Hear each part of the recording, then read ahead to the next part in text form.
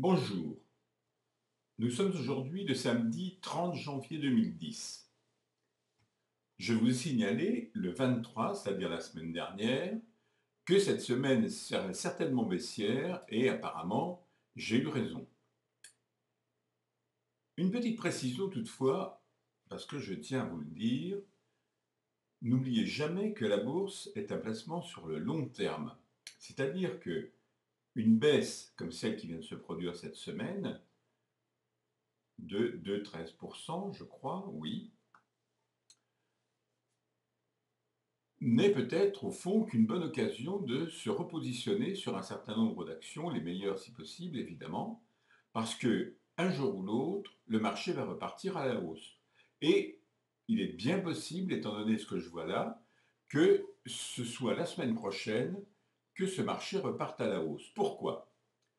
Ici, vous voyez, cette figure constitue ce qu'on appelle un harami. Ce harami, qu'a-t-il de particulier? Eh bien, il signifie simplement que les vendeurs et les acheteurs sont, disons, sur un plan d'égalité, à peu de choses près, avec, puisque c'est un chandelier blanc ici, une légère préférence pour les vendeurs, mais ce qui m'intéresse, c'est la position de ce harami.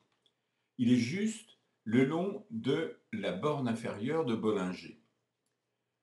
Et en règle générale, les chandeliers ne restent pas très longtemps sur cette borne, ils rentrent à l'intérieur de la bande de Bollinger. Rentrer à l'intérieur, ça veut dire se diriger vers la moyenne mobile à 20 jours, qui, vous le voyez, est baissière, elle aussi. Dans un ensemble baissier, il se peut très bien, parce que je voudrais quand même vous le faire remarquer, il se peut très bien que les cours repartent à la hausse, en se dirigeant vers la moyenne mobile à 20 jours, qui restera baissière. C'est une question pour la semaine, si vous voulez.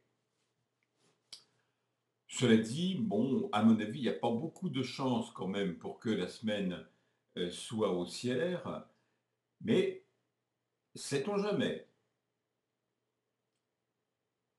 Parce que tout laisse quand même indiquer une poursuite de la baisse, hein, même si elle est relativement modérée. Vous voyez l'allure de la moyenne mobile à 20 jours, pour qu'elle sorte de ici, il est possible qu'elle passe par ici. Il va falloir quand même quelque chose. Bon, ici, c'est une ampoule baissière qui est en train de se constituer. Bon, les stochastiques, c'est un petit peu difficile à dire, mais ils sont dans la partie de la survente, donc c'est possible qu'il se passe quelque chose aussi dans ce domaine. Bon, cela dit, ça n'aura rien d'extraordinaire, disons, si le CAC continuait sa baisse. Néanmoins, je tiens à vous confirmer, la moyenne mobile à 150 jours, la moyenne mobile de Weinstein, donc, continue à grimper.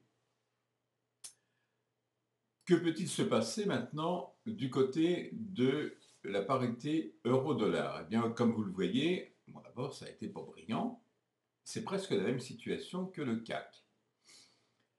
Puisque, regardez, les cours baissent le long de la borne inférieure de Bollinger. Les stochastiques, alors là, sont carrément à la baisse quand même, mais dans la zone de survente.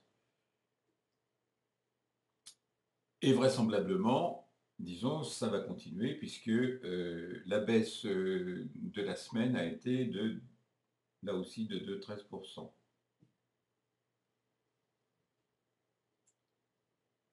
Il y a tout de même un certain nombre d'éléments que je voudrais vous faire remarquer. D'abord, ce chandelier noir,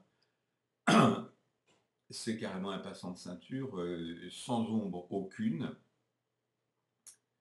Bon, l'aspect baissier, c'est net, mais à la différence de ce que je vous ai dit tout à l'heure pour le CAC, regardez l'allure de la moyenne mobile à 150 jours, elle commence à donner, euh, disons, un signe de plafond et vraisemblablement elle va rebaisser par la suite. C'est-à-dire que cette situation-là risque de se reproduire. Ça signifie quoi cette situation-là? Ça signifie tout simplement que le dollar reprend des couleurs en face de l'euro et que vraisemblablement, contrairement à ce que je pensais d'ailleurs, pardon, contrairement à ce que je pensais, ça ne va pas être à 1,43 que va se faire la parité, mais elle va baisser jusqu'à quand, je ne sais pas, je ne suis pas devin, je ne peux pas vous dire. Mais ça signifie que, grosso modo, la semaine prochaine, le dollar va continuer à s'apprécier en face de l'euro. Et puis, troisième et dernier élément de cette petite étude, c'est l'or. Alors l'or, je vous ai dit, moi je le vois à 1200 euros, je persiste, je signe, je le vois toujours à 1200 euros, j'ai essayé de vous expliquer pourquoi. Première chose, la moyenne mobile à 150 jours, là, continue à monter. Ça, c'est une certitude. À terme, l'or va continuer à monter. Deuxième chose, que s'est-il passé cette semaine? Une nouvelle baisse, petite, un peu plus de 1%, à 0,2% exactement, pour arriver à 1081,50 $ oui, l'once. J'ai fait une petite étude, j'aurais peut-être dû vous la laisser, mais c'était pour moi, pour savoir exactement où le support se situait, le support de l'or, et c'est justement à peu près là, c'est-à-dire vers 1072. À 1072 $ l'once, vous pouvez considérer que c'est un support, c'est-à-dire qu'en principe, l'or va rebondir dessus. Il est pour l'instant à 1081. 1080, c'était aussi un premier support, disons. Et apparemment, il n'y a aucune raison, étant donné la position de ces chandeliers et puis celle de la borne de Bollinger, la borne inférieure, il n'y a aucune raison pour que les cours ne rebondissent pas la semaine prochaine dessus. En tout cas, c'est à mon avis une excellente position pour les gens qui ne se sont pas encore investis sur l'or, disons. Attendez de voir comment ça va se passer au début de la semaine, et moi je pense qu'il y aura des choses à faire sur l'or très vraisemblablement. Mais je continue à penser qu'il va remonter jusqu'à 1200 $ l'once, certainement d'ailleurs au deuxième trimestre, puisqu'on nous annonce une reprise de l'inflation et que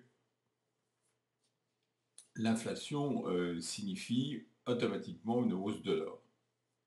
Sur ce, je vous souhaite de passer une excellente semaine, un excellent week-end d'abord, une excellente semaine boursière ensuite, et je vous dis à la semaine prochaine.